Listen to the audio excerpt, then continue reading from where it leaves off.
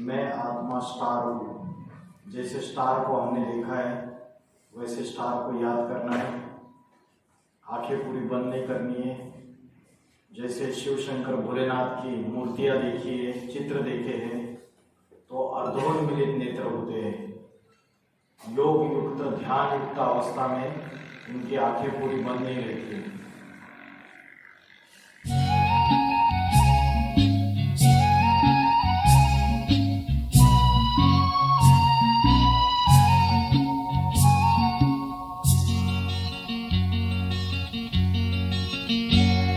पवित्र मन रखो, पवित्र तन रखो, पवित्र मन रखो, पवित्र तन रखो। पवित्रता मनुष्यता की शान है। जो मन वचन कर्म से पवित्र है वो चरित्रवान ही यहाँ महान है। पवित्र मन रखो, पवित्र तन रखो, पवित्रता मनुष्यता की शान है। जो मन वचन कर्म से पवित्र है वो चरित्रवान ही यहाँ महान है।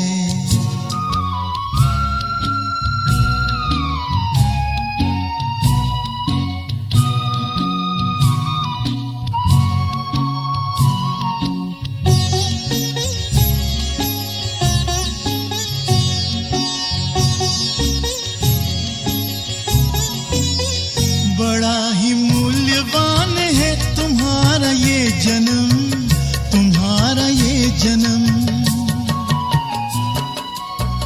बड़ा ही मूल्यवान है तुम्हारा ये जन्म, तुम्हारा ये जन्म।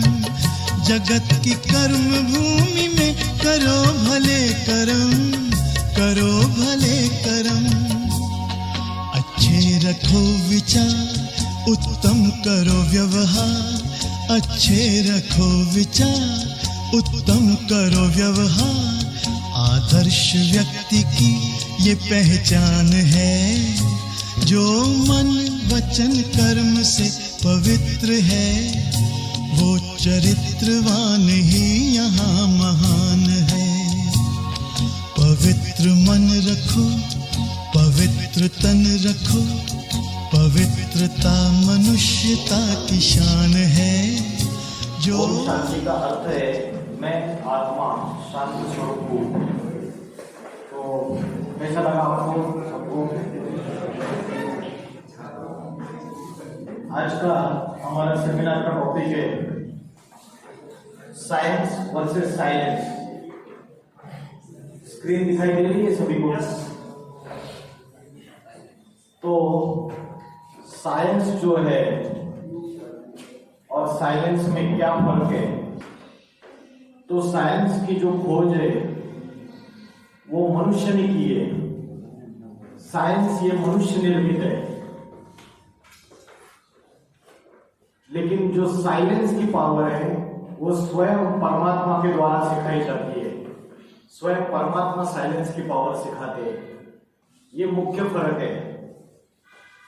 परमात्मा और मनुष्य में फर्क क्या है?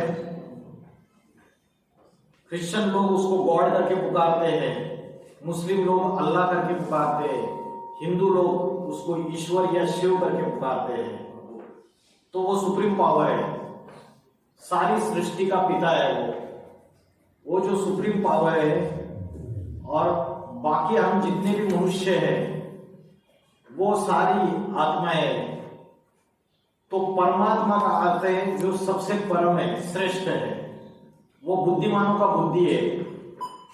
श्रीमद् भगवद गीता में बोला है बुद्धिर बुद्धिर मता अस्मि तेजस तेजस्विनाहम्। मैं बुद्धिमानों का भी बुद्धि हूं, मैं तेजस्वी पुरुषों का भी तेज हूं। तो परमात्मा जो है वो इंटेलेक्चुअल ऑफ द इंटेलेक्चुअल्स।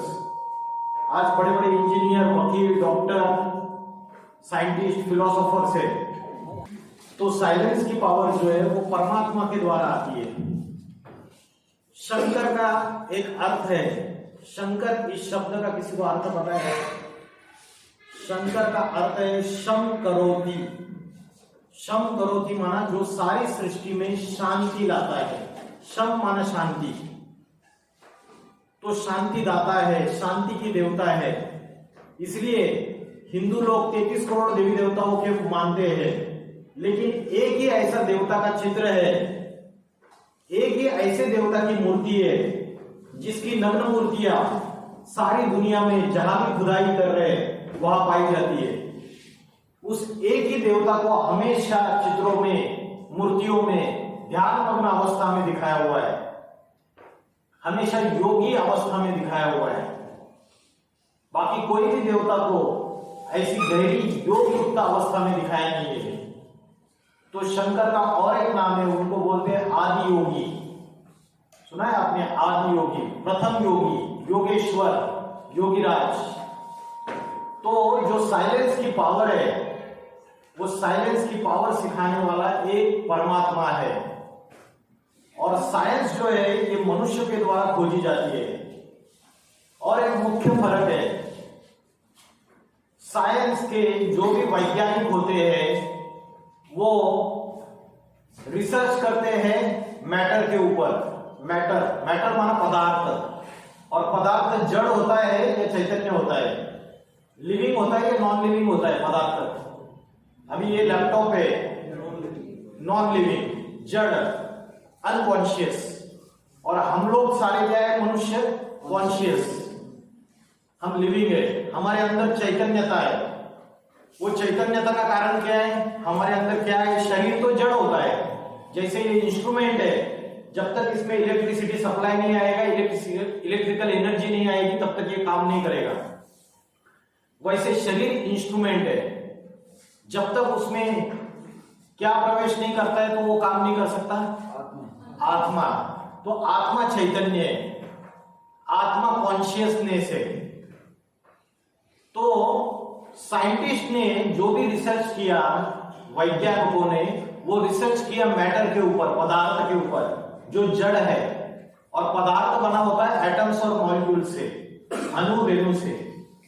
लेकिन भारत के जो ऋषि मुनि है, इन्होंने हजारों साल से जो रिसर्च किया वो आत्मा और परमात्मा की नॉलेज के ऊपर किया, जीवात्मा के ऊपर किया।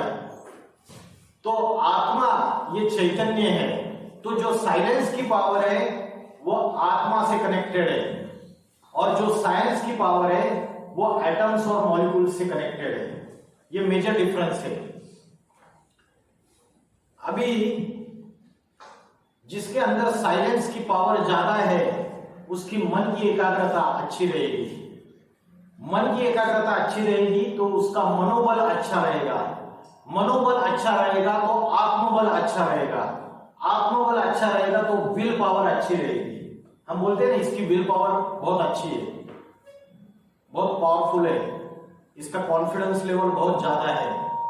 तो ये जो मन की एकाग्रता की पावर है उसी का कनेक्शन विल पावर से, उसी का कनेक्शन आत्मा की शक्ति से है, उसी का कनेक्शन साइलेंस की पावर से है। लेकिन आज किसी भी स्कूल, कॉलेज, यूनिवर्सिटी में साइलेंस की पावर कैसे धारण करनी है, मन को कैसे एकाग्र करना है, सिखाया जाता है क्या? नहीं। आज जो पढ़ाई जाती है वो पेट भरने तक की सीमित विद्या सिखाई जाती है, जिससे हम एक नौकरी ले लेते हैं और अर्निंग कर सकते हैं, अपने फैमिली का पेट पाल सकते हैं, अपना पेट पाल सकते हैं, और जो भी लाइफ में हमारी जरूरत है उसको पूर्ति कर सकते हैं। लेकिन क्या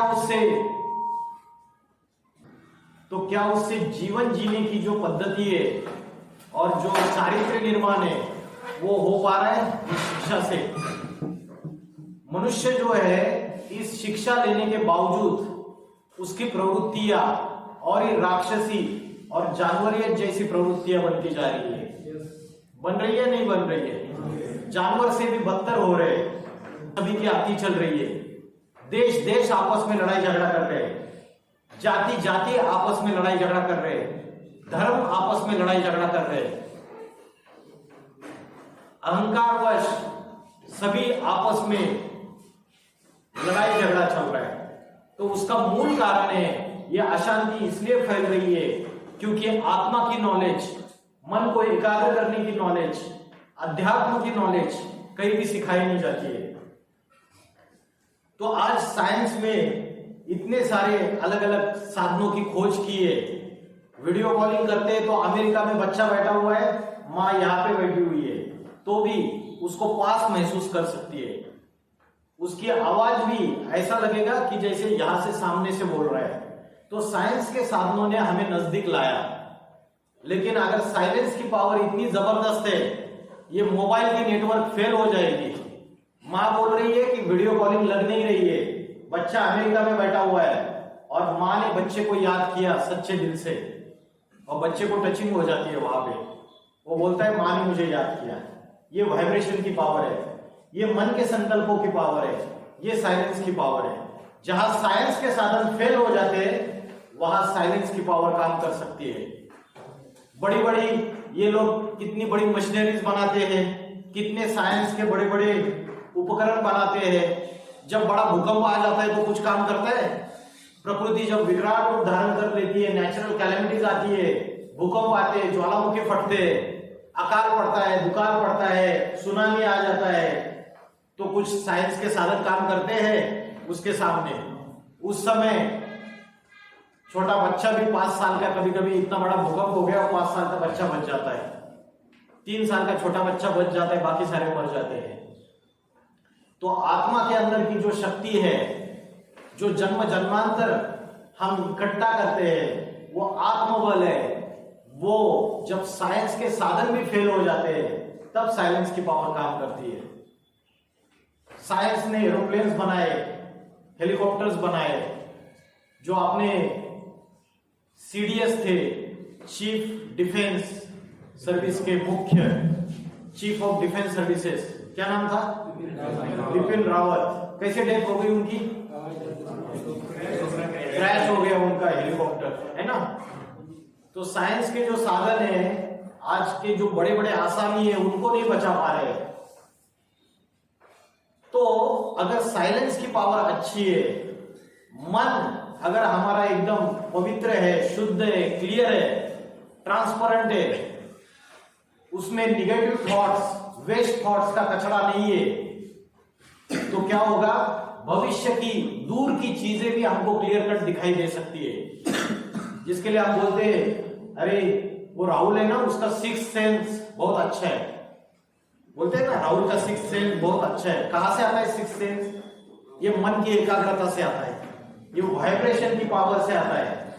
जितना मन आपका पवित्र, शुद्ध, उसमें निगेटिव थॉट्स नहीं होंगे, वेस्ट थॉट्स नहीं होंगे, तो मन की शुद्धता, प्यूरिटी, पवित्रता साइलेंस की पावर बढ़ाती है।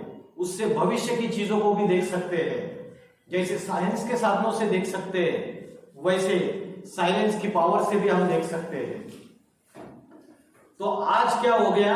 आज जितनी भी युवा जनरेशन है, वो साइंस के ये जो भी साधन है, इससे एडिक्टेड हो गया, एडिक्शन हो गया। ये जो भी साधन है, इसकी लत लग गई है। मोबाइल की लत लगी है, नहीं लगी है? सबको लगी हुई है। वो रील्स देखते देखते, शॉर्ट्स देखते देखते मन एकाग्र रहता है या भटकता रहता है? अभी यहाँ है, फिर वहां जाएगा, फिर वहां जाएगा, फिर वहां जाएगा। तो माइंड डिस्ट्रैक्ट होता रहता है, और ये माइंड डिस्ट्रैक्ट होता है साइंस के साधनों से। उसकी वजह से tension, depression, stress, anxiety, insomnia, रात को नींद नहीं आती है। माइंड डिस्ट्रैक्ट होता रहता है छोटी छोटी बातों से। मन में सहन शक्ति नहीं रहती है। किसी ने छोटा सा कुछ बोल दिया, और बच्चे क्या कर देते हैं आजकल? सुसाइड कर लेते हैं। आजकल बड़े बड़े साइंटिस्ट, इंजीनियर, डॉक्टर, वकील, आपने देखा है, सुसाइड करते हैं टेंशन, डिप्रेशन, स्ट्रेस की वजह से। अरे ये लोग तो इतने बड़े इंटेलेक्चुअल्स हैं, इतनी पढ़ाई पढ़ी, उसके बावजूद सुसाइड कर रहे हैं, क्योंकि उनको आत्मबल, मनोबल बढ़ाने की, जीवन में जो अनेक समस्याएं, परिस्थितियां है, उनको कैसे सामना करना है, उसकी शक्ति जो मन के अंदर है, वो किसी ने सिखाई नहीं। तो साइंस के साधनों से आज जो आपको सुख मिल रहा है, वो मोमेंट्री हैप्पीनेस है। कैसा हैप्पीनेस है? Momentary happiness. मोमेंट्री हैप्पीनेस मतलब क्षणभंगुर सुख, क्षणिक सुख। आज साइंस के साधन इकट्ठा कर लिए, एयर कंडीशनर लगा दिया घर में, लग्जरियस कार में बैठ गए, वो भी एयर कंडीशन में, बड़ा फ्लैट ले लिया लग्जरियस सोसाइटी में, सारे अच्छे अच्छे साइंस के सारे साधन तैयार किए, एरोप्लेन से ट्रैवल किया। उसके बावजूद अगर हमारा मन अशांत है, दुखी है, तो क्या हम सुख अनुभव कर सकते हैं उन साइंस के साधनों से? आज बड़े बड़े मल्टी मिलियनियर है, बिलियनियर्स है, जिनके पास करोड़पति अब्जपति ढेर सारा पैसा है, लेकिन घर में सुख और शांति नहीं है, संतुष्टता नहीं है। घर का एक व्यक्ति दूसरे व्यक्ति की तरफ देखना भी नहीं चाहता है। पिताजी पूर्व दिशा में देखते हैं, माँ पश्चिम दिशा में देखती है, बच्ची जो है दक्षिण में देखती है और लड़का जो है उत्तर में देखता है। जब टीवी लगाते हैं तो बच्चे को स्पोर्ट्स चैनल देखना है, लड़की को फैशन शो देखना है, और पिताजी को WWF देखना है, और माँ को क्योंकि सास भी कभी बहुत ही देखना है। तो ये जो साइलेंस की पावर है ये हमें इकट्ठा जोड़ती है, और जो साइंस की पावर है ये हमको तोड़ देती है। तोड़ रही है ना। आज पिताजी अपने मोबाइल में देखते रहते हैं, माँ का मोबाइल अलग है, बच्चे का मोबाइल अलग है, और इसकी वजह से हम फेसबुक पे फ्रेंड्स तो बना लेते हैं, लेकिन हमारे बाजू में कोई फ्रेंड्स रहते हैं उनसे भी बात करने का हमारे पास टाइम नहीं है। फैमिली मेंबर्स के पास हमारे पास टाइम नहीं है। वो गाना है ना शाहरुख खान का, कौन सा? किताबें बहुत सी पढ़ी होगी तुमने, मगर कोई चेहरा भी तुमने पढ़ा है। तो फेसबुक ये किताब है, उससे हम बहुत सारे दुनिया के दोस्त बना लेते हैं। लेकिन मैंने देखा है ट्रेन में जब मैं सफर करता हूं तो ट्रेन में समझो 20 घंटे का सफर है, 22 घंटे का सफर है, 22 घंटे में मैं देखता हूं सभी लोग अपने एक बोगी में, वो जो बर्थ रहते हैं लोअर अपर मिडल बर्थ, और 3 6 सीट्स होती है, उसके बाद साइड सीट, मतलब टोटल 12 इधर, 3 और 3 6 और ये 2 8 साइड सीट्स के 8 लोग बैठे रहते हैं। लेकिन एक भी व्यक्ति दूसरे व्यक्ति से बात नहीं करता है, सभी अपने मोबाइल में लगे हुए रहते हैं। तो आज इस साइंस के साधनों की वजह से हम नजदीक आ रहे हैं एक दूसरे से, या हमारा दुरावा बढ़ता चला जा रहा है। तो जो पहले ज्वाइंट फैमिलीज हुआ करते थे, जो सनातन धर्म है, जो हिंदू धर्म की जो मान्यता है, पहले घर का एक मुखिया होता था, एक चूल्हे पे खाना बनता था, और 70 80 लोग एक घर में रहते थे। घर के मुखिया की बात कोई काटता नहीं था, उसकी बात को कोई क्रॉस नहीं करता था, और सभी आनंद से, सुख से, शांति से रहते थे। ये भारत के परिवार थे पहले। आज वो परिवार दिखाई दे रहे हैं क्या? नहीं दिखाई दे रहे। बच्चा शादी कर लेता है और अपनी पत्नी के साथ नया फ्लैट ले लेता है। तो आज परिवार टूटते क्यों जा रहे हैं? क्योंकि मन की एकाग्रता, आत्मा की शक्ति क्षीण होती जा रही है, मनोबल कमजोर होता जा रहा है। आत्मा की शक्ति क्षीण होने का कारण क्या है पता है? उसका कारण है हमारे मन और बुद्धि को 5 विकारों ने ग्रसित कर लिया है। कौन से 5 विकार हैं जिन्होंने हमारे मन और बुद्धि को ग्रसित कर लिया है? वेरी गुड, बताइए। करेक्ट, क्या बता रहे थे? हाँ, काम क्रोध मन लोभ। काम, क्रोध, लोभ, मोह, अहंकार, ये 5 विकार है। काम का अर्थ क्या है? काम का अर्थ क्या है? काम माना कामना, कामना माना इच्छा, डिजायर। और कामनाओं में सबसे प्रबल कामना कौन सी है? कौन सी है सबसे बड़ी इच्छा? क्या बंगला खरीदना, गाड़ी खरीदना? कौन सी इच्छा सबसे प्रबल इच्छा है मनुष्य में? प्राणियों में भी है मन की शांति, ये इच्छा है बड़ी, उसको तो कोई चाहता ही नहीं आज। सर्वश्रेष्ठ बनने की इच्छा, उससे भी और एक बड़ी इच्छा है जो प्राणियों में भी है, विषय वासना, लस्ट, ये सबसे बड़ी इच्छा है। तो ये काम विकार सभी विकारों का मुखिया है, और मुखिया को अगर कंट्रोल में ले लिया तो बाकी के उसके जो 4 बाल बच्चे हैं ये अपने आप कंट्रोल में आ जाएंगे। काम, दूसरा है क्रोध, क्रोध माना गुस्सा, गुस्सा आता है ना, और जब गुस्सा आता है तो क्या होता है, अपने घर के बर्तन फोड़ना, फर्नीचर फोड़ना चालू कर देते हैं। तो श्रीमद् भगवद गीता में बोला है कामानि जायते क्रोधा, काम से क्रोध जन्म लेता है। जब इच्छा पूरी नहीं होती है तो क्रोध जन्म लेता है। हम बोलते हैं पिताजी को मुझे इस बार क्या चाहिए, एग्जाम में अगर मेरे अच्छे मार्क्स आए तो मेरे को क्या चाहिए, बाइक चाहिए,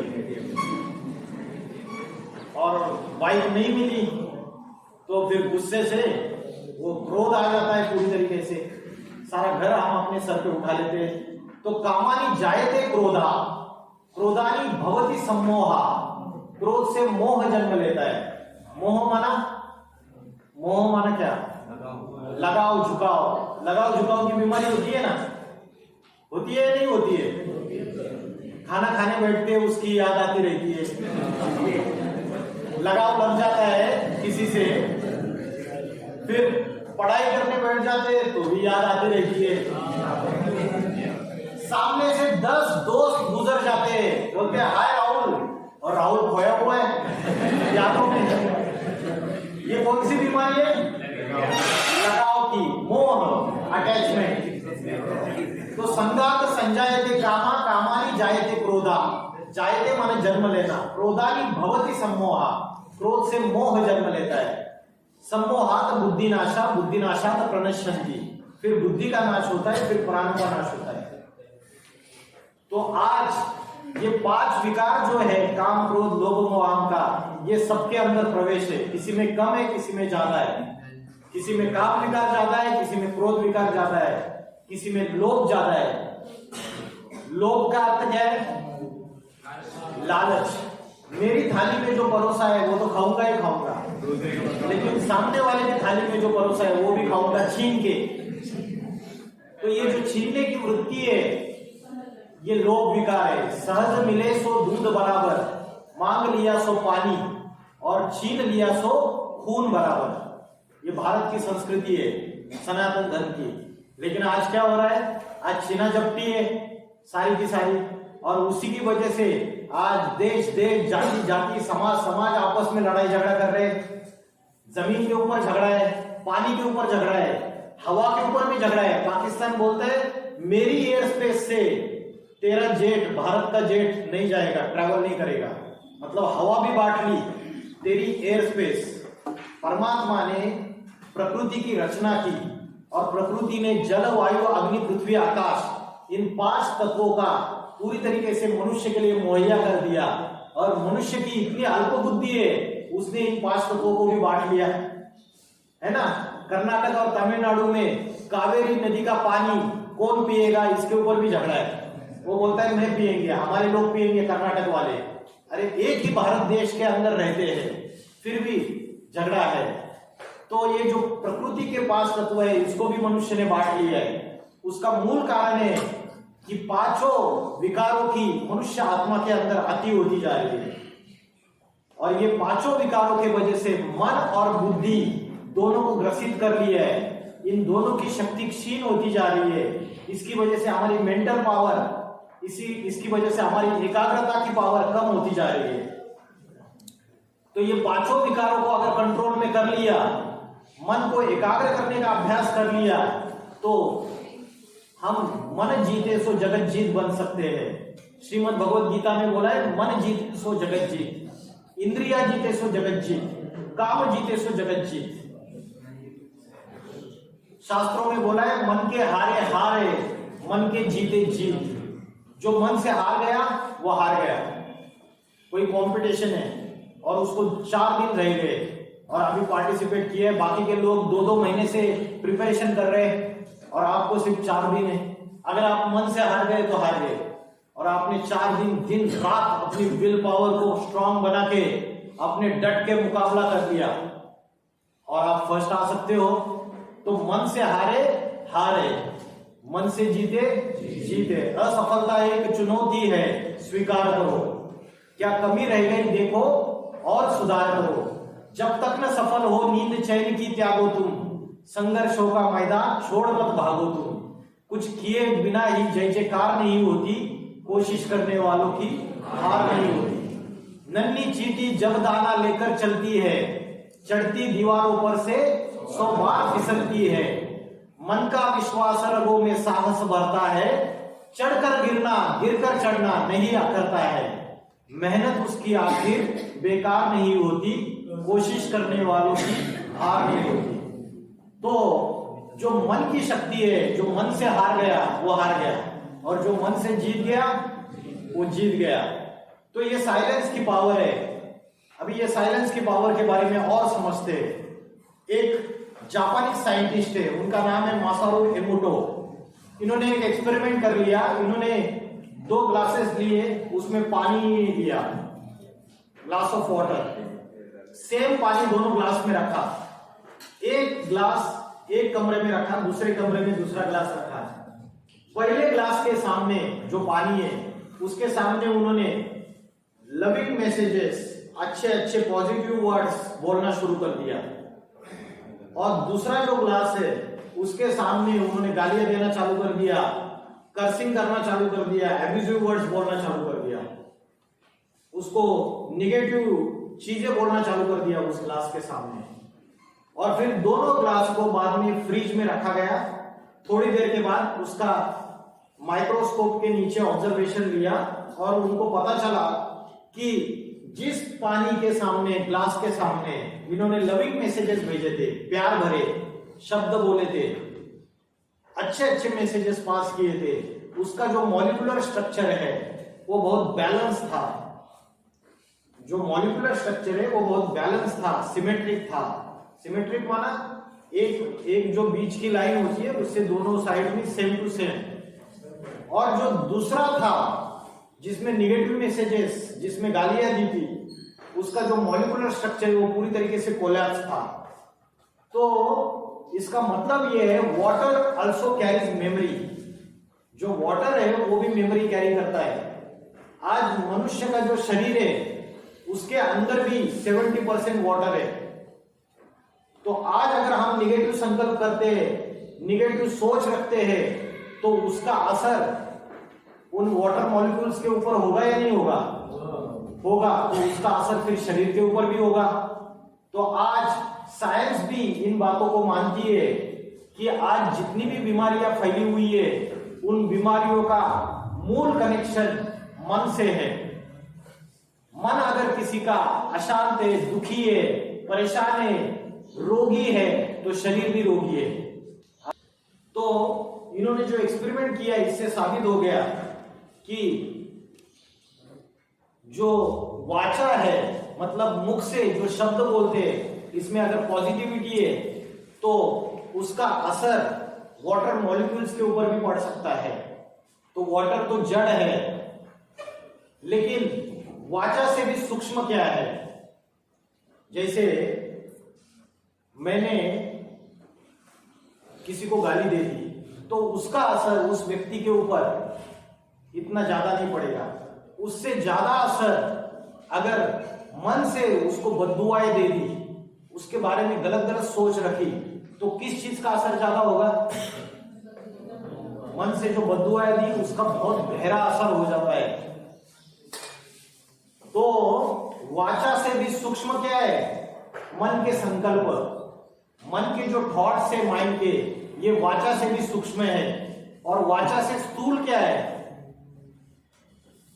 वाचा से स्थूल क्या है? कर्म। जैसे किसी को थप्पड़ मार दिया, थप्पड़ मारने पर इतना उसके ऊपर असर नहीं होता जैसे माँ अपने बच्चे को थप्पड़ मार देती है। लेकिन वही माँ ने अगर उसको इंसल्टिंग वर्ड्स बोल दिए सबके सामने तो उसका असर ज्यादा होता है।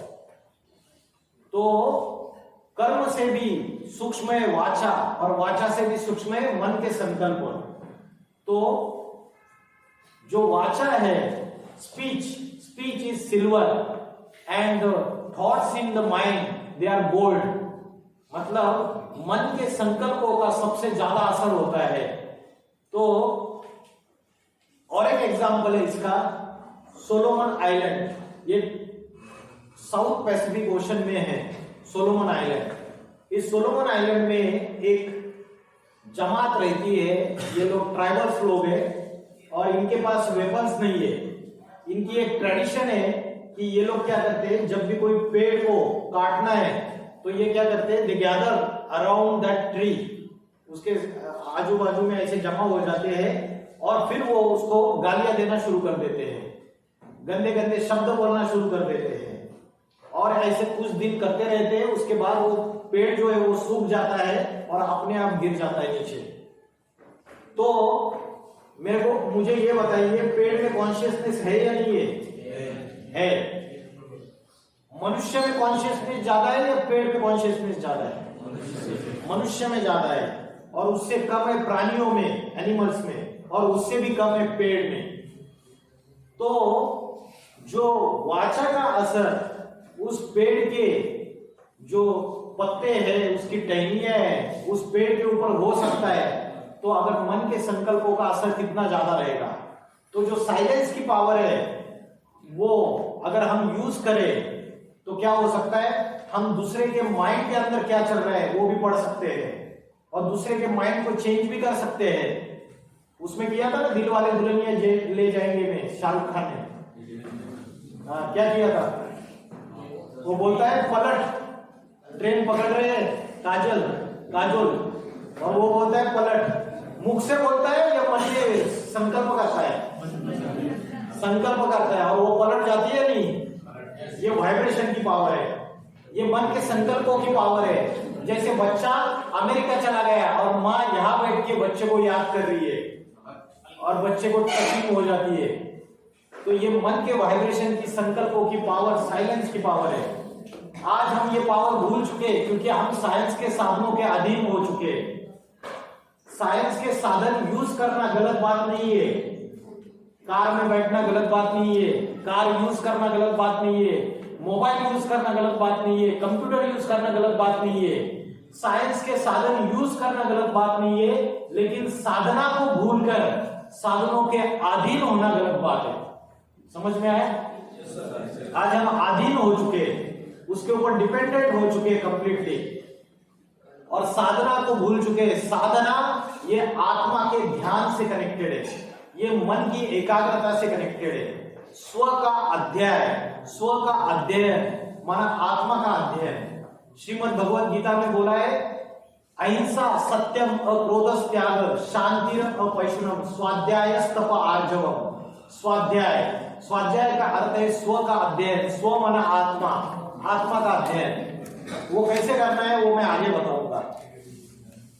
तो जब और ध्यान में जो फर्क होता है वही वाचा और मन के संकल्पों में होता है। जैसे आज जब हम भगवान की भक्ति करते हैं तो क्या करते हैं, माला जाप करते हैं। माला जाप करते हैं तो राधे राधे, हरे कृष्ण जय राम श्री राम जाप करते रहते हैं।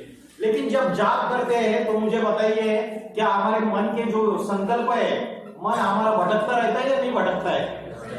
भटकता है। माला का जाप करने के बावजूद मन भटकता है। तो सिमुर सुख पाओ, परमात्मा का सिमरन करना चाहिए। तो ये सिमरन जो है, हम ये समझते हैं कि जाप करना, जाप से भी सूक्ष्म है, पावरफुल, वो है मन से संकल्प करना, योग लगाना परमात्मा से। मन का बुद्धि योग, जो बुद्धि योग है वो परमात्मा के साथ जोड़ना। तो जाप करने से भी अच्छी प्रक्रिया है। अगर हम ध्यान में बैठते हैं और हमारे मन को एकाग्र करते हुए हम अगर परमात्मा से, जो सुप्रीम पावर है, जनरेटर है, उससे कनेक्शन जोड़ते हैं, तो वो असली अर्थ में वो ज्यादा पावरफुल है जाप करने से भी, वाचा से भी। एक और एक एग्जाम्पल है कि पुराणों में कहते हैं कि जो ऋषि मुनियों के आश्रम होते थे, उन ऋषि मुनियों के आश्रम होते थे, उन ऋषि मुनियों के आश्रम में ध्यान, तपस्या चलती रहती थी। पवित्रता का वाइब्रेशन होता था, शांति का वाइब्रेशन होता था। और उस वाइब्रेशन में गाय और शेर दोनों एक घाट पे पानी पीते थे। उस आश्रम के बाजू में कोई घाट है नदी का, उसमें दोनों एक घाट पे पानी पीते थे, ऐसा पुराणों में कहते हैं। क्यों? ये जो शेर है ये तो हिंसक प्राणी है, ये फेरोशियस क्रूएल एनिमल है, तो वो नॉन वायलेंट कैसे हो जाता है? एक घाट पे गाय और शेर पानी पी सकते, तो ये वाइब्रेशन की पावर है। ये जो ऋषि मुनियों के आश्रम, ये पवित्रता का वाइब्रेशन है, अहिंसा का वाइब्रेशन है और शांति का वाइब्रेशन है। उससे शेर जैसा हिंसक जानवर भी चेंज हो सकता है। बोलते हैं ना, प्यार से पत्थर भी पिघल सकता है, बोलते हैं ना। उसके बाद और एक एग्जाम्पल है, जंगल में जो कुत्ता होता है और घर में जो कुत्ता, आप लोग घर में कुत्ते को जो पालते हो, उन दोनों में क्या अंतर होता है? घर का कुत्ता बीमार पड़ता है या जंगल में रहने वाला कुत्ता बीमार पड़ता है? इसलिए पड़ता है क्योंकि मनुष्य वो मनुष्यों के साथ रहना शुरू कर देता है और जो फैमिली मेंबर्स उसके जो है घर में, वो बीमार पड़ते हैं। इसलिए उस वाइब्रेशन का असर उस कुत्ते के ऊपर भी होता है, इसलिए वो भी बीमार पड़ना चालू हो जाता है। तो जितने भी ये टेम एनिमल्स है, ये बीमार ज्यादा पड़ते हैं जो जंगल में रहने वाले प्राणियों से ज्यादा। उसका कारण है कि मनुष्य जो सबसे बुद्धिमान प्राणी है, इस सृष्टि रूपी रंगमंच का हीरो एक्टर है, उसके वाइब्रेशन का असर बाकी जितने भी साइड एक्टर्स है, पशु पक्षी प्राणी, इन सभी के ऊपर पड़ता रहता है। तो वाइब्रेशन से ये वायुमंडल बनता है और उस वायुमंडल के परिधि में जो भी दूसरे प्राणी आते हैं, जो भी आते हैं, उनके ऊपर भी उसका असर होता है। आपने लॉ ऑफ अट्रैक्शन सुना है? लॉ ऑफ अट्रैक्शन क्या होता है बताइए? आकर्षण, इस चीज का आकर्षण, एक दूसरे में आकर्षण, ये लॉ ऑफ अट्रैक्शन है। लॉ ऑफ अट्रैक्शन में what you think you become, what you feel you attract, and what you imagine you create। मतलब हम जो भी सोचते हैं वैसे ही हम बनते हैं। जो क्या नाम उनका, जिन्होंने भारत में एटॉमिक मिसाइल्स बनाए, एपीजे अब्दुल कलाम। एपीजे अब्दुल कलाम जो है एटॉमिक एनर्जी जो है उसका निर्माण करने के मुख्य कारण वही बने। एपीजे अब्दुल कलाम जो है, उन्होंने बचपन से ही सोचा था मुझे ये करना है और मुझे ये बनना है। तो लॉ ऑफ अट्रैक्शन वो है कि हम मन और बुद्धि से जो भी सोचते हैं, जैसे संकल्प करते हैं, वैसे ही सृष्टि हम हमारे लिए तैयार करते हैं। अगर हम ये सोचें कि मैं गधा हूं, गधा हूं, गधा हूं, गधा हूं, गधा हूं, तो गधे जैसे ही कर्म करेंगे हम। तो जिसका श्रेष्ठ संकल्प है, जैसा हम सोच रखते हैं वैसे ही हम बन जाते हैं। ये लॉ ऑफ अट्रैक्शन है। तो जैसी जैसी हमारी सोच होती है, वैसा प्रैक्टिकल रियलिटी में हम एक्सपीरियंस करना चालू कर देते हैं। हमारे मन के संकल्पों से वाइब्रेशन निकलता है। जब राम और लक्ष्मण और सीता ये सारे वनवास में गए थे, तब एक गांव आता है बीच में, और उस गांव में वो अंदर जाते तो लक्ष्मण आगे चलता रहता है। आगे दो भाइयों का प्रॉपर्टी के ऊपर झगड़ा चल रहा है। दोनों आपस में लड़ाई झगड़ा कर रहे हैं, मारपीट कर रहे हैं एक दूसरे को। और जैसे ही लक्ष्मण उनके नजदीक जाता है, उनके वाइब्रेशंस के, उसके मन के अंदर विचार आता है।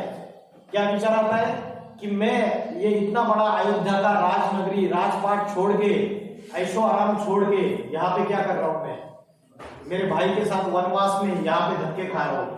तो पहली बार उसके मन के अंदर ये संकल्प आता है। तो लक्ष्मण जो था वो तो सर्वस्व त्याग किया था उसने अपने भाई के लिए। उसके बावजूद इस ऐसे वाइब्रेशन में जब वो आता है, तब उसका मन भी परिवर्तन हो जाता है। तो जैसे सोच हम रखते हैं, वैसे ही वायुमंडल हम तैयार कर लेते हैं। तो जैसे आपका कोई दोस्त है, वो आपको बोला कि मेरे कोई रिश्तेदारी में किसी की डेथ हो चुकी है, आप भी साथ में चलो। अभी आपका तो कोई कनेक्शन नहीं है रिश्तेदारों से, तो आप उनके साथ में चले गए। और वहां जैसे ही चले गए, वहां सब लोग रो रहे, जोर जोर से रो रहे। तो आपका तो कोई कनेक्शन नहीं था। जो व्यक्ति मरा उसको आप जानते भी नहीं हो, और उस वायुमंडल में जाने के बाद आपको भी रोना आ गया, और आप भी 2-2, 3-3 घंटा वहां रोकर वापिस आ गए अपने घर पे। आपको भी पता नहीं चला मैं इतना क्यों रोया और किसके लिए रोया। होता है ना ऐसे। मेरा भी हुआ था जब छोटा था मैं, तो बहुत मजेदार किस्सा है, मेरे को आज भी याद आता है। मैं जब छोटा था तो हमारे पड़ोसी है, उनके घर में एक कुत्ता था, उसका नाम था टॉमी। मैं कुत्तों से बहुत डरता था। तो वो जो टॉमी कुत्ता था उसको वो लोग उनके जो फैमिली मेंबर से बहुत प्यार करते थे उसको। हम तो कभी जाते नहीं थे, तो अभी क्या हो गया, दूर दूर तक कनेक्शन नहीं था, घर पड़ोसी मतलब एकदम नजदीक नहीं थे, अराउंड 100 मीटर की दूरी पे बीच में बाजू के घर भी थे कुछ में। तो उनका कुत्ता मर गया। अभी हमारे घर वाले मुझे लेकर गए वहां पे, ऐसे ही मिलने के लिए गए थे हम। अभी सारे रो रहे वो कुत्ते को देख के, और मैंने जोर जोर से रोना चालू कर दिया। हमारे घर वाले आश्चर्यचकित हो रहे हैं, इसको क्या हो रहा है। तो मुझे आज भी याद आता है कि ये जो जैसे वाइब्रेशंस रहते हैं, जैसा वायुमंडल तैयार होता है थॉट से, और उस वायुमंडल में हम चले जाते हैं, वैसे ही हम बन जाते हैं।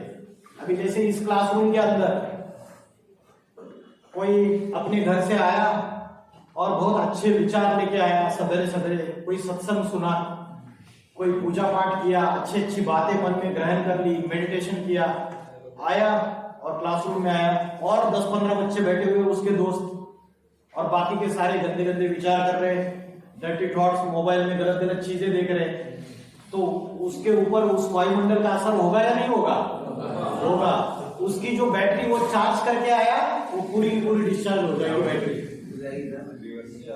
तो आत्मा की बैटरी जो है वो हमारी रोज की रोज डिस्चार्ज होती है। हम आंखों से गलत देखते हैं, कानों से गलत सुनते हैं, मुख से गलत बोलते हैं, लेकिन उसको चार्जिंग करने का जो अभ्यास है वो आज हमको पता ही नहीं है उसको चार्जिंग कैसे करनी है और साइलेंस पावर कैसे धारण करनी है। तो जैसा संकल्प वैसी सृष्टि।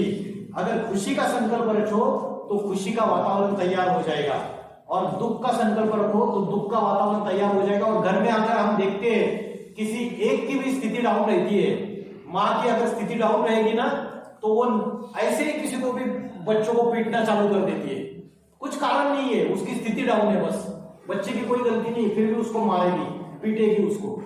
तो हमारी जैसी स्थिति है, हमारे जैसे संकल्प है, वैसे हम आजू बाजू के जो वाइब्रेशन है उसको तैयार करते हैं, वायुमंडल के ऊपर असर डालते हैं, और वैसे ही बाकी लोगों का भी वैसे ही स्थिति बना देते हैं। तो साइलेंस की पावर जो है वो बुद्धि की और मन की एकाग्रता से आती है। निकोला टेस्ला नाम का फेमस साइंटिस्ट है, वो साइंटिस्ट ने एक बात बोली है, उन्होंने बोला silence power help science power. क्या बोला? Silence power help science power. मतलब साइंस में आज तक जितने भी खोजे हुई, जितने भी इन्वेंशंस हुए, वो बिना साइलेंस के नहीं हुए। साइंटिस्ट ने जब भी कोई इन्वेंशन किया तो वो डीप साइलेंस में चले गए, वो दुनिया को छोड़ के एकांत में अलग से अपने आप को उन्होंने सबसे अलग कर दिया एकांत में, और तब जाके मन की एकाग्रता करके, कंसंट्रेशन करके उन्होंने गहरा अध्ययन किया, तब जाके वो साइंटिफिक इन्वेस्टिगेशन कर पाए। तो साइंस जो है ये साइलेंस के पावर के बिना पॉसिबल नहीं है। All the scientist have gone into depth of silence in order to invent something. तो वो साइलेंस की डेप्थ में चले गए, तभी वो साइंस को इन्वेंट कर पाए। ये निकोला टेस्ला फेमस साइंटिस्ट है, जिन्होंने बोला है। उन्होंने और एक बात बोली है कि परमात्मा ने हम सभी को जन्म से एक ही पावर दी है, वो पावर है बुद्धि, मेंटल पावर। बुद्धि की दात दी है, बुद्धि का गिफ्ट दिया है हम सबको। तो ये जो बुद्धि की पावर है, इसको अगर हमें और बढ़ाना है तो हमें उस परमात्मा से, उस सत्य से अपने आप को उससे कनेक्शन में लाना पड़ेगा। ये निकोला टेस्ला ने बोला है। एक साइंटिस्ट ये बात बोल रहा है, क्या बोल रहा है? देखो, the gift of mental power comes from God. इन्होंने बोला है जो बुद्धि की शक्ति है ये गॉड से आती है, भगवान से आती है, divine being. We concentrate our minds on that divine power, on that truth. वो गॉड क्या है? ट्रूथ है। ये साइंटिस्ट भी मानते हैं। जो निकोला टेस्ला है, अल्बर्ट आइंस्टाइन है, जिन्होंने एटम बॉम्ब तैयार किया, उनका नाम है रॉबर्ट ओपेनहाइमर। ये सारे के सारे श्रीमद् भगवद गीता का अभ्यास करते थे। श्रीमद् भगवद गीता आज कोई रिलीजियस ग्रंथ नहीं है किसी पर्टिकुलर धर्म का। श्रीमद् भगवद गीता एक स्पिरिचुअल बुक है, जिसमें व्यक्तिगत, सामाजिक और राजनीतिक समस्याओं का हल मिल जाएगा आपको। आज हमारे जीवन में जितनी भी समस्या है, इसका हल श्रीमद् भगवद गीता में। जब अर्जुन क्या हुआ था, अर्जुन की मेंटल पावर कम हो चुकी थी, मनोबल कमजोर हो चुका था। अर्जुन बोला मैं द्रोणाचार्य, भीष्माचार्य, कृपाचार्य, ये इतने बड़े बड़े योद्धा है, ये मेरे अपने हैं, ये मेरे अपने भाई, इनको मैं कैसे मारूं। अर्जुन धनुर्धारी महारथी, और अर्जुन बोलता है कि भगवान को क्या बोलता है कि मेरा मन जो है बड़ा चंचल है, ये बार बार मेरा चंचल मन भटकता रहता है, ये बहुत हठी है, ये बड़ा बलवान है, ये जबरियत मेरे इंद्रियों को उत्तेजित करता है। ये गीता में अर्जुन ने भगवान को बोला है। देखो अर्जुन का मन चंचल था, वो इतना बड़ा धनुर्धारी, कॉन्सेंट्रेशन पावर चाहिए बाण चलाने के लिए, तो इतना बड़ा धनुर्धारी वो बोलते हैं मेरा मन बड़ा चंचल है। तो आज हम सब क्या है, अर्जुन है। नंबर 1 अर्जुन का अर्थ है ज्ञान का अर्जन करने वाला, और हम सब कुरुक्षेत्र के मैदान में खड़े हैं। कुरु मतलब कर्म, और क्षेत्र माना भूमि, ये कर्म भूमि है, कर्म युद्ध का क्षेत्र है। आज हमारे सभी के जीवन में अलग अलग समस्या है या नहीं है? किसी को कौन सी प्रॉब्लम है, किसी को कौन सी प्रॉब्लम है, किसी को कौन सी समस्या है, फैमिली में समस्या है, इधर कॉलेज में आते हैं तो अलग समस्या है, समाज में अलग समस्या है ना। तो अर्जुन का मन बार बार भटकता है, तो भगवान ने उसको जवाब दिया अभ्यास में तो कौन्तेय वैराग्य न च गृह्यते, बार बार इस चंचल मन को एकाग्र करने का अभ्यास कर, योगाभ्यास कर। और दूसरा बात बोला वैराग्य ला, तो वैराग्य लाना माना क्या, भगवे वस्त्र पहन के फैमिली मेंबर्स को छोड़ के जंगल में आश्रम में चले जाना, ये वैराग्य की परिभाषा नहीं है। वैराग्य की असली परिभाषा है अपने परिवार वालों के साथ में रहते हुए, समाज में सबके साथ में रहते हुए, मन बुद्धि से डिटैच। जैसे कमल पुष्प समान जीवन, कमल कीचड़ में रहता है लेकिन उसके बावजूद कीचड़ की एक बूंद उसको स्पर्श नहीं कर पाती। तो कीचड़ में रहते हुए, ये कीचड़ की दुनिया है विषय विकारों की, 5 विकारों से भरी पूरी दुनिया है, काम क्रोध लोभ मोह अहंकार। इस विषय विकारों की दुनिया में रहते हुए इससे परे बुद्धि, ये जो बुद्धि है मन बुद्धि से डिटैच, ये असली वैराग्य है। तो सबसे बड़ा वैरागी कौन है? देवी देवताओं में सबसे बड़ा वैरागी कौन दिखाया? शिव शंकर भोलेनाथ। वो गृहस्थी थे या सन्यासी थे? गृहस्थी थे, शादीशुदा थे, पत्नी, 2 बच्चे, उसके बावजूद वैरागी, डिटैच, योग युक्त अवस्था में, ध्यान मग्न अवस्था में, गहरी अवस्था में। तो ये साइलेंस की पावर है, आत्मा की पावर है। तो निकोला टेस्ला ने बोला जब उस परमात्मा से जो सत्य है, इससे अगर हम अपने मन बुद्धि का योग लगा दे तो हमारी बुद्धि की पावर जो है वो बढ़ जाएगी। तो सत्यम शिवम सुंदरम बोलते हैं, एक शिव ही सत्य है, God is truth, truth is God बोलते हैं, गॉड इज वन बोलते हैं। उसके बाद ये जो अल्बर्ट आइंस्टाइन है, फेमस साइंटिस्ट, इन्होंने बोला कि मैंने आज तक जितने भी इन्वेस्टिगेशन किए और जितने भी इन्वेंशन किए, जितनी भी थ्योरी मैंने ढूंढ के निकाली साइंस की, उस सारों का आधार है भगवत गीता। ये अल्बर्ट आइंस्टाइन ने ये बात बोली है। उसके बाद और एक टेक्निक है साइंस का, वो है टेलीपैथी। टेलीपैथी क्या होता है पता है? टेलीपैथी होता है transmission of mind, transmission of thoughts from one mind to another mind. एक मन से दूसरे मन में विचारों को ट्रांसफर करना। जैसे मैंने माँ और बच्चे का एग्जांपल दिया है ना, तो बच्चे के मन में माँ के वो विचार है वो ट्रांसफर हो गए और बच्चे को टचिंग हो गई। ये टेलीपैथी का साइंस है। लेकिन आज ये टेलीपैथी का साइंस फेल इसलिए है क्योंकि मन एकाग्र नहीं है, पावरफुल नहीं है। तो साइलेंस की जो शक्ति है ये मन के मौन से प्राप्त कर सकते हैं। हम क्या करते हैं, कभी कभी मैं आज मौन व्रत धारण करूंगा, बोलते हैं ना मौन व्रत धारण करूंगा। तो मौन व्रत धारण करते हैं तो क्या सवेरे से लेकर शाम तक किसी से बात नहीं करते। वो मौन इतना इंपॉर्टेंट नहीं है, मन का मौन ज्यादा इंपॉर्टेंट है। जो मन का जो साइलेंस है उसका जो मौन है वो ज्यादा इंपॉर्टेंट है। तो साइलेंस की शक्ति मन के मौन से आती है। अभी ये साइलेंस की शक्ति लानी कैसी है इसको हम देखते हैं। आज ये साइंस की शक्ति हम भूल गए, इसको कैसे प्राप्त करना है इसका सोल्यूशन ढूंढते हैं। श्रीमद् भगवत गीता ने बोला है अध्यात्म विद्या विद्या नाम। ये अध्यात्म विद्या सर्व विद्याओं में सर्वश्रेष्ठ विद्या है। इंजीनियरिंग, वकील बनने की विद्या, डॉक्टर बनने की विद्या, चित्रकला, टीचर बनने की विद्या, कौन सा कोर्स है? बीएड का कोर्स है आपका। तो ये विद्या इतनी सर्वश्रेष्ठ विद्या नहीं है, उनसे सर्वश्रेष्ठ विद्या है अध्यात्म विद्या। ये स्पिरिचुअल नॉलेज है। अध्यात्म का अर्थ क्या है? अधि माना अंदर और आत्मा, आत्मा के अंदर का जो ज्ञान है वो अध्यात्म है। तो आज हमें आत्मा के अंदर की नॉलेज है क्या? आज हमें शरीर की नॉलेज है। क्या खाना चाहिए, कितना खाना चाहिए, शरीर को ये बीमारी आती है तो डॉक्टर के पास जाते हैं। तो शरीर की जो भी अलग अलग हिस्से हैं, जो भी अलग अलग ऑर्गन्स है, उसमें कोई भी तकलीफ आती है तो उसको कैसे ठीक करना है उसकी नॉलेज आज मेडिकल साइंस ने दी है। मशीन के कोई पार्ट्स अगर खराब हो गए तो उसको कैसे ठीक करना है, ये इंजीनियरिंग टेक्नोलॉजी ने ये नॉलेज दी है। लेकिन आज हम सवेरे से लेकर रात तक शरीर का चिंतन करते हैं, लेकिन आत्मा का चिंतन नहीं करते, मन का चिंतन नहीं करते, मन को एकाग्र करने का अभ्यास नहीं करते। 24 घंटे में एक भी घंटा हम देते हैं क्या आत्मा का अभ्यास करने के लिए, मन को एकाग्र करने का अभ्यास करने के लिए? तो श्रीमद् भगवत गीता में भगवान ने अर्जुन को शस्त्र कैसे चलाना ये नहीं सिखाया। भगवान ने अर्जुन को सेल्फ रियलाइजेशन, आत्मा का अभ्यास कैसे करना है, मन को एकाग्र कैसे करना है इसकी नॉलेज दी। उसको बोलते हैं सेल्फ रियलाइजेशन टेक्निक। आत्मा का चिंतन कैसे करना है ये बताया। तो हमारी असली आइडेंटिटी क्या है?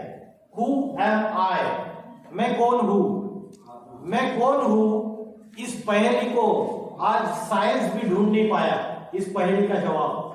तो हु एम आई, इसका असली जवाब क्या है?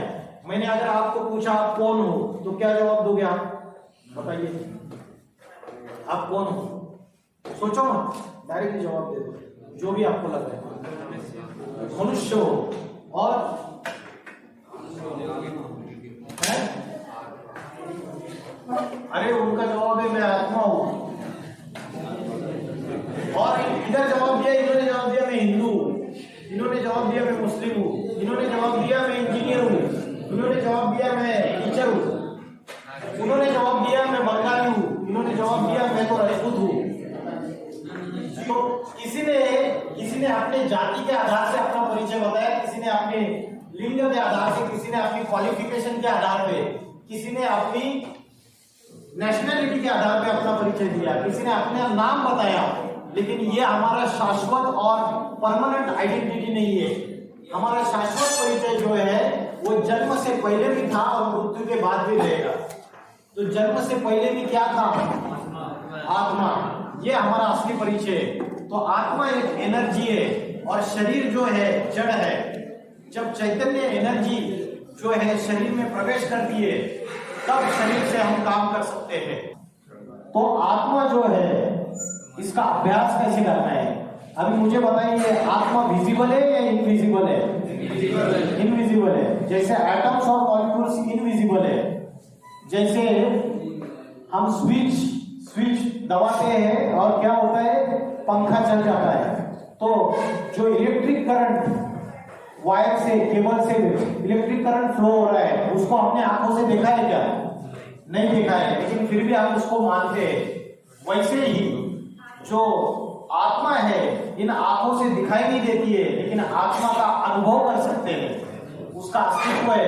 तो आत्मा का अनुभव कैसे करें और आत्मा का ध्यान कैसे करें और वो करने से क्या होगा, इसके बारे में हम देखते हैं। तो आज हम साइंस के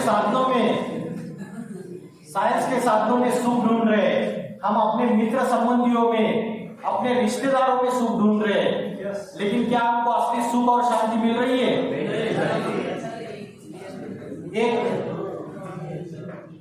एक कस्तूरी मृग होता है, सुना है आपने कस्तूरी मृग?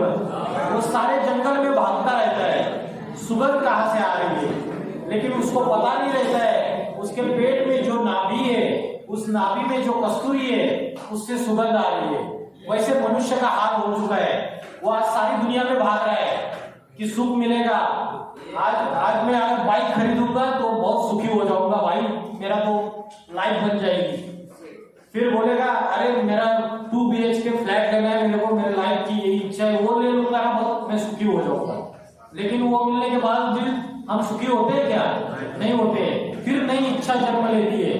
तो आज सुख और शांति इन चीजों से हमें नहीं मिल रही है, क्योंकि सुख और शांति हमारे आत्मा के अंदर है, हम उसको बाहर ढूंढ रहे हैं। तो आत्मा इस शरीर में कहाँ रहती है? तभी हम आत्मा का ध्यान कर सकते हैं। बताइए आत्मा कहाँ रहती है शरीर में? माइंड में रहती है। माइंड कहाँ रहता है? आत्मा नाक में रहती है, हृदय में रहती है, यहाँ रहती है, कहाँ रहती है? इनका जवाब है आत्मा यहाँ पे रहती है, आज्ञा चक्र में। इन्होंने भी बताया आत्मा आज्ञा चक्र में यहाँ पे रहती है। क्या प्रूफ है भाई साहब? इसका प्रूफ क्या है यहाँ पे रहती है? आप क्या बता रहे हो? इन्होंने जवाब दिया यहाँ पे सोच के समझने की शक्ति होती है। इन्होंने बताया यहाँ पे सोचने समझने की शक्ति होती है। सही जवाब है। इसलिए कभी टेंशन आ जाता है ना बहुत, तो उंगली यहाँ चली जाती है, यहाँ पे चली जाती है। तो क्या प्रूफ प्रमाण है कि आत्मा यहाँ रहती है? और प्रूफ प्रमाण क्या है? श्रीमद् भगवद गीता में बोला है भ्रूर मध्य प्राण आवेश सम्यका, भ्रुकुटी के मध्य में प्राण शक्ति स्थित है। भारत की कन्या माता है, यहाँ पे बिंदी लगाती है, और पुरुष लोग क्या लगाते हैं? तिलक लगाते हैं, टीका लगाते हैं। ये द्वापर युग से ये परंपरा शुरुआत हो गई, जब ऋषि मुनियों को ये पता चला कि मनुष्य जो है बॉडी कॉन्शियसनेस में आ रहा है, देहाभिमान में आ रहा है, सोल कॉन्शियसनेस को भूल रहा है, आत्मा को भूल रहा है। तो ये बिंदी लगाने की और टीका लगाने की परंपरा शुरुआत हो गई। लेकिन आज हम उसके आध्यात्मिक रहस्य को भूल गए, और आज ये बिंदी लगाना क्या हो गया? लड़कियों के लिए फैशन हो गई, फैशन हो गई है ना। तो आत्मा का ध्यान कैसे करना है? आत्मा भ्रुकुटी के बीच में यहाँ स्थित है, ये तो हमें पता चल गया। 7 चक्र होते हैं, उसमें आज्ञा चक्र यहाँ रहता है, ऐसे बोलते हैं। तो ये सबसे ऊपर का उत्तम अंग है, ये इसको बोलते हैं उत्तम अंग। 5 ज्ञानेंद्रिय है, नाक, आंख, कान, जिह्वा, और 5 कर्मेंद्रिय है, हाथ, पांव, मलद्वार, मूत्रद्वार। ये सारी कर्मेंद्रिय और ज्ञानेंद्रिय है, और इन ज्ञानेंद्रियों से भी ऊपर ये उत्तम अंग है, यहाँ आत्मा रहती है। जो राजा होता है वो राजा कहाँ पे बैठता है? टॉप में बैठता है सबसे, और जो नौकर चाकर प्रजा मिनिस्टर्स वो नीचे बैठते हैं। तो राजा का जो ऑर्डर है वो प्रजा मिनिस्टर्स तब मानेंगे जब राजा पावरफुल है। तो राजा अभी हमारा अनेक जन्म लेते आत्मा अनेक जन्म लेते, आत्मा इमॉर्टल है, अजर अमर अविनाशी है। आत्मा कभी मरती नहीं है, शरीर मरता है, इसलिए मरने के बाद या तो जला देते या तो गाड़ देते हैं। लेकिन आत्मा जो है वो कभी मरती नहीं है। तो आत्मा की शक्ति अनेक जन्म लेते आत्मा की शक्ति कमजोर हो चुकी है। 5 विकार, काम, क्रोध, लोभ, मोह, अहंकार, इसकी वजह से आत्मा की बैटरी डिस्चार्ज हो चुकी है। तो आत्मा की चार्जिंग करने के लिए हमें भ्रुकुटी के बीच में ये जो राजा बैठा हुआ है, सारे शरीर का कंट्रोलर, सारे शरीर का मालिक यहाँ पे बैठा हुआ है, इसको कॉन्सेंट्रेट करना पड़ेगा। लेकिन इसको कॉन्सेंट्रेट करने के लिए हमने आत्मा को देखा नहीं है, तो उसको कैसे याद करें? तो श्रीमद् भगवद गीता में बोला है आत्मा का जो स्वरूप है, आत्मा का स्वरूप क्या है? आत्मा कैसी दिखती है? बताइए, आत्मा कैसे दिखती है? तो श्रीमद् भगवद गीता में बोला है अनुरणीयाव सम्मुस्मरेत, अनु से भी अति सूक्ष्म आत्मा है। जैसे आकाश में स्टार चमकता है, वैसे आत्मा पॉइंट ऑफ लाइट है, स्टार है। तो पॉइंट ऑफ लाइट जो आत्मा है, उसको अगर हम ध्यान करें, उसको अगर हम याद करें, तो हमें पता चलेगा कि यहाँ बहुत ट्रिमेंडस एनर्जी आप फील कर सकते हो यहाँ पे। और आत्मा को ध्यान करने का, मन को एकाग्र करने का सबसे अच्छा समय कौन सा है? ब्रह्म मुहूर्त का समय। सवेरे 2 बजे से लेके 4:45 बजे तक का जो समय होता है, प्रातः समय, ये ब्रह्म मुहूर्त का समय है। ये नेचुरल खुशी है। देखो इसके अंदर, देखो हाथ ऊपर किया अभी। ये जो नेचुरल खुशी है ना, ये भी साइलेंस पावर। जिसका मन एकाग्र है उसको नेचुरल खुशी रहेगी, उसको किराए की खुशी खरीदने की जरूरत नहीं है, एंटरटेनमेंट के साधन क्लब में जाने की जरूरत नहीं है। जिसके अंदर नेचुरल खुशी है, तो आज नेचुरल खुशी कम हो गई है, उसका कारण है आत्मा की शक्ति क्षीण होती गई है। तो आत्मा की पावर फिर से ये करने के लिए ब्रह्म मुहूर्त के समय 4 बजे उठ जाइए। आज हम क्या करते हैं, रात के 2 बजे सो जाते हैं, है ना, और आप हमें बोल रहे हो 4 बजे उठ जाओ, कैसे पॉसिबल है ना। तो शास्त्रों में क्या बोला है कि जल्दी सोना चाहिए और प्रातः समय जल्दी उठना चाहिए। 9:30-10 बजे मैक्सिमम, और 6 घंटे की नींद काफी है। 4 बजे उठ जाओ। हम रोज 3 बजे उठते हैं सवेरे पिछले 19 सालों से। तो प्रातः समय जो समय रहता है, उस समय साइंस भी इस बात को मानता है कि कॉस्मिक एनर्जी सबसे ज्यादा रहती है। क्या रहता है, कॉस्मिक एनर्जी सबसे ज्यादा रहती है।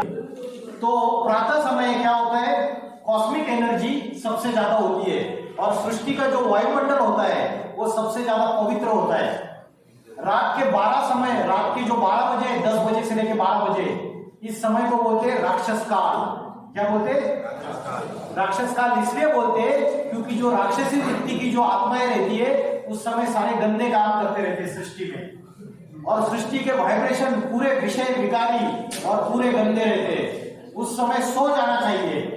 उस समय भूत प्रेत मंडराते रहते हैं सारी सृष्टि में, उस समय सो जाना चाहिए। जितने भी गंदे कर्म है वो रात के समय होते हैं, छुटके।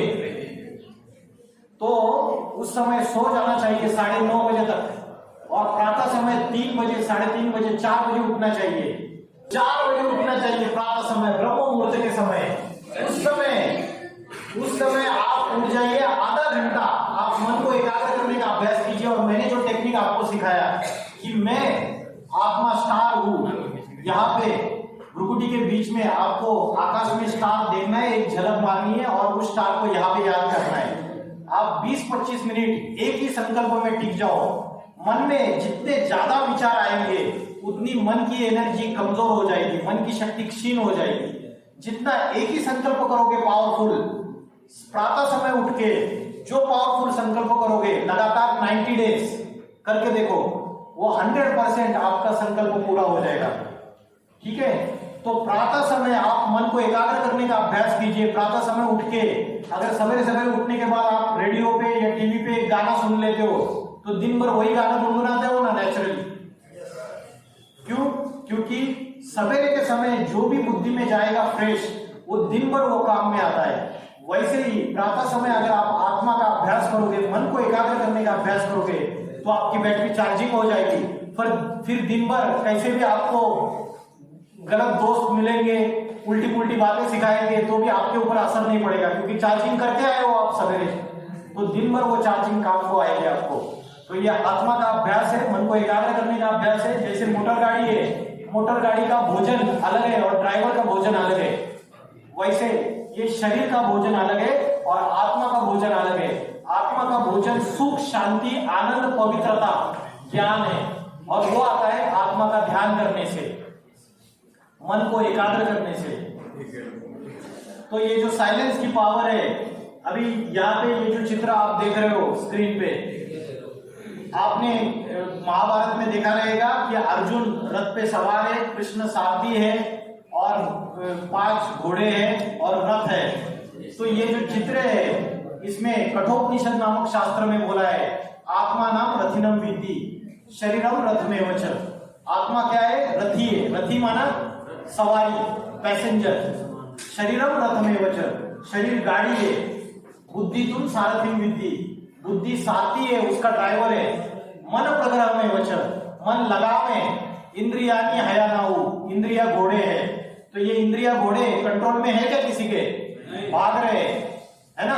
और इंद्रिया भागती है तो उसके पीछे मन भी भागता है, और मन भागता है तो बुद्धि हमारी क्या हो जाती है? तो बुद्धि नष्ट हो जाती है। बोलते हैं कि अरे तेरी बुद्धि क्या घास खाने गई थी उस समय, है ना। तो बुद्धि जो है उस समय काम नहीं करती, क्योंकि मन उस इंद्रियों के पीछे भागता है। तो ये इंद्रिय रूपी घोड़े जो है ये अनकंट्रोल्ड है। इनको अगर एकाग्र, इनको संयमित करना है तो आपको क्या करना पड़ेगा? मन को एकाग्र करना पड़ेगा। लेकिन मन से भी पावरफुल कौन है?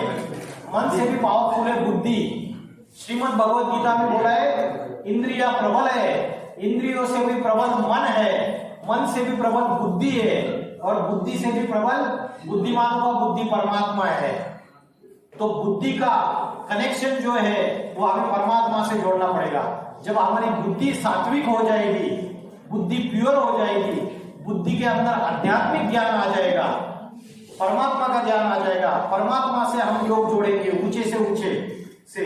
अगर समझो आपने चोर डकैतों का संग कर लिया तो आप चोर डकैत बनोगे नेचुरली। कोई बड़ा डकैत है उसके साथ रहने लगे तो आप डकैत बनोगे, अच्छे डकैत बनोगे, अच्छी बैंक लूट लोगे, है ना।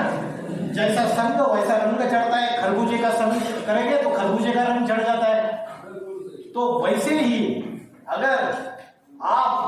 अगर बुद्धि से ऊंच से ऊंच परमात्मा को, जो सुप्रीम पावर है, उसका संग करोगे, अगर उसको याद करोगे तो आपको उसके अंदर जो दैवी गुण है, उसके अंदर जो डिवाइन वर्चूज है, डिवाइन क्वालिटीज है, वो डिवाइन क्वालिटीज आपके आत्मा के अंदर आ जाएगी, जिसकी वजह से आनंद, प्रेम, सुख, शांति, यह आत्मा की शक्तियां फिर से लौट आएगी, और जो विल पावर है ये बढ़ जाएगी। ये आत्मा की अष्ट शक्ति है, ये समेटने की शक्ति है। वहां से क्लॉकवाइज डायरेक्शन में पढ़ना चालू करो सब लोग एक आवाज में। पहला क्या है?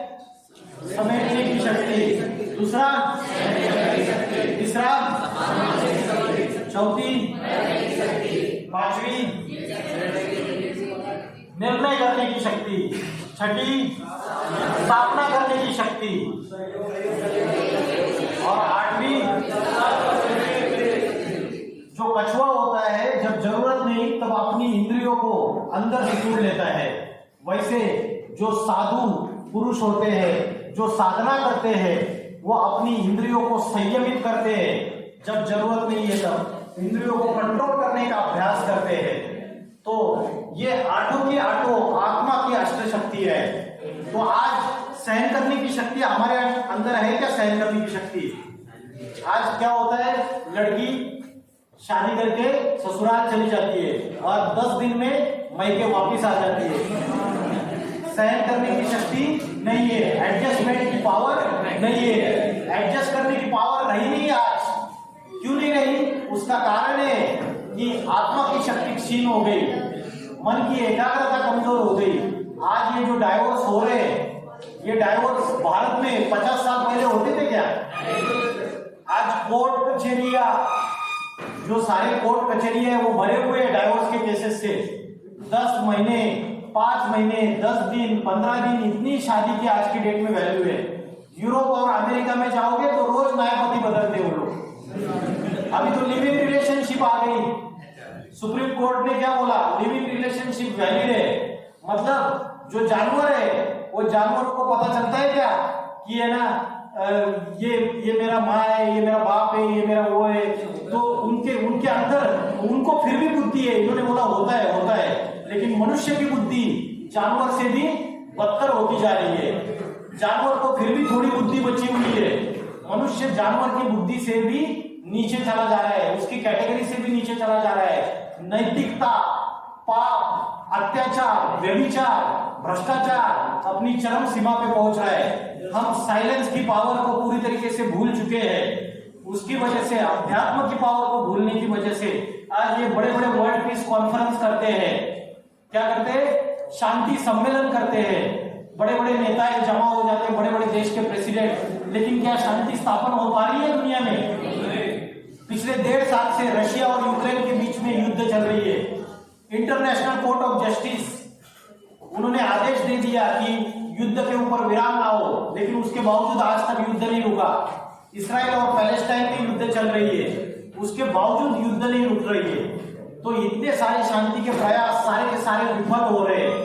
तो ये विश्व में शांति स्थापन कैसे होगी? इस विश्व में ये साइलेंस की पावर किससे स्थापन होगी? ये विश्व में साइलेंस की पावर स्थापन होगी योग बल से। और योग बल में सबसे नंबर 1 योगी कौन है? कौन है नंबर 1 योगी? शिव शंकर भोलेनाथ आदि योगी। तो हिंदुओं में एक त्योहार मनाया जाता है महाशिवरात्रि। अभी कौन सा युग चल रहा है? अभी कलयुग नहीं चल रहा है, अभी चल रहा है घोर पापी कलयुग। अभी स्टार्ट हुआ है, मैं तो बोल रहा हूँ एंड हो रहा है। अभी देखो मैं दिखाता हूँ कैसे एंड हो रहा है। महाशिवरात्रि का जो त्योहार मनाया जाता है हिंदुओं में, उसको महारात्रि क्यों बोला है? महारात्रि ऐसा शब्द क्यों बोला है? राम के जन्म को राम नवमी के रूप में मनाते हैं, कृष्ण के जन्म को कृष्ण जन्माष्टमी के रूप में मनाते हैं, लेकिन शिव के दिव्य जन्म को, अवतरण को महाशिवरात्रि के रूप में क्यों मनाया जाता है? उसका कारण है ये जो कलयुग है ये घोर अंधकार की रात्रि है और यहाँ अज्ञान अंधकार फैला हुआ है। आज आत्मा और परमात्मा के ज्ञान को हम पूरी तरीके से भूल चुके हैं। आज हम साइलेंस की पावर को भूल चुके हैं। आज हम योग बल की ताकत को भूल चुके हैं। तो ऐसे समय जब कलयुग में पाप, भ्रष्टाचार, अत्याचार बढ़ जाता है तो परमात्मा तो कहा है ऊपर वाला है, उसको गॉड बोलते हैं, मुस्लिम लोग अल्लाह बोलते हैं, हिंदू लोग उसको ईश्वर बोलते हैं। तब दुनिया में जब आती हो जाती है तो परमात्मा इस सृष्टि पे अवतरित हो जाते हैं, अति साधारण मनुष्य शरीर में अवतरित होते हैं। तो परमात्मा जब कलयुग के रात्रि के समय अवतरित होते हैं, इसलिए उसको महाशिवरात्रि के रूप में मनाया जाता है त्योहार को। तो अभी का जो समय है वो परमात्मा इस सृष्टि पे अवतरित हो चुके हैं। अभी ये समय परमात्मा का अवतरण का समय है। अगर आप YouTube पे शॉर्ट्स देखेंगे, रील्स देखेंगे, उसमें बड़े बड़े मुस्लिम स्कॉलर्स वो बोल रहे हैं कि अभी कयामत का समय है, कुरान के अनुसार ये कयामत का समय है। और जो क्रिश्चियन स्कॉलर्स है, रिलीजियस स्कॉलर्स, वो बोल रहे हैं कि अभी मास डिस्ट्रक्शन का समय है बाइबल के अनुसार। वो बोल रहे हैं क्राइस्ट फिर से आएगा, उसको वो बोलते जेहोवा नाम देते अपने गॉड को। वो बोलते क्राइस्ट फिर से आएगा और हेवनली गॉड फादर फिर से स्वर्ग की स्थापना करेगा, हेवन की स्थापना करेगा।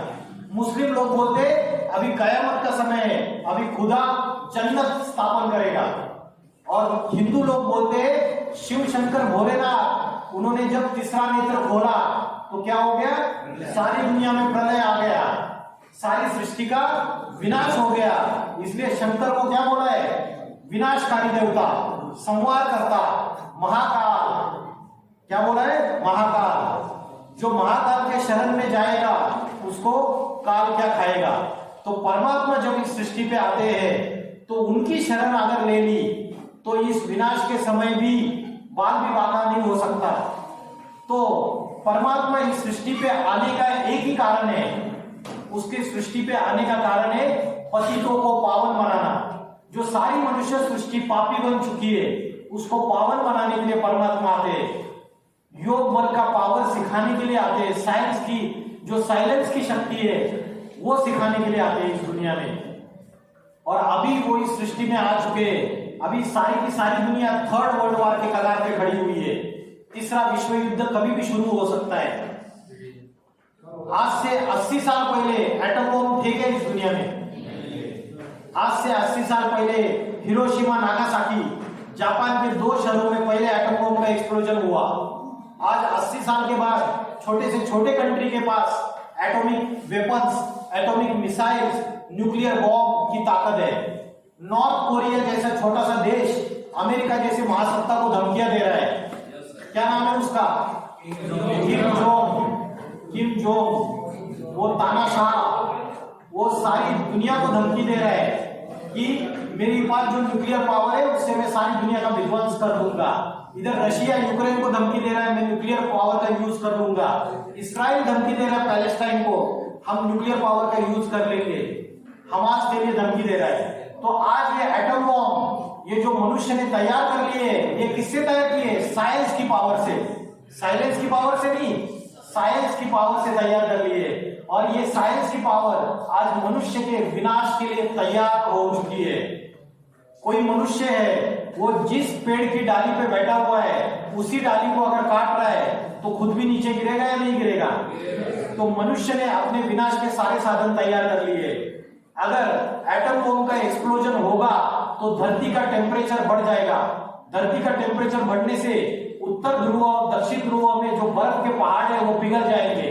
वो बर्फ के पहाड़ पिघलने से समुद्र का जलस्तर बढ़ जाएगा और बड़े बड़े जो भूखंड है, islands, America, Europe, Africa, New Zealand, Australia, ये रशिया, सारे के सारे समुद्र के अंदर समा जाएंगे।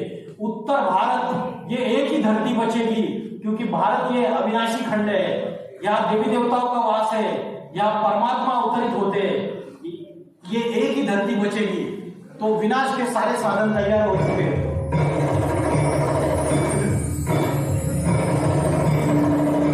बड़े बड़े भूकंप आएंगे, ज्वालामुखी फटेंगे, धरती के ऊपर पापों का बोझा बढ़ता चला जा रहा है।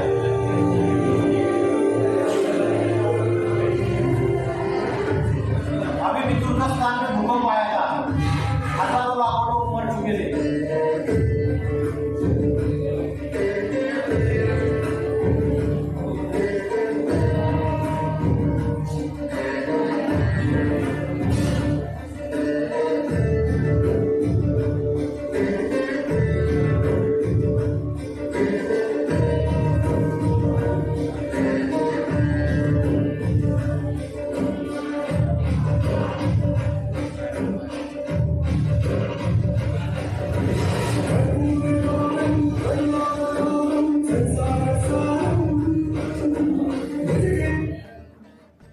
जो हिंदू मुस्लिम दुश्मनी है वो बढ़ती चली जा रही है या कम हो रही है?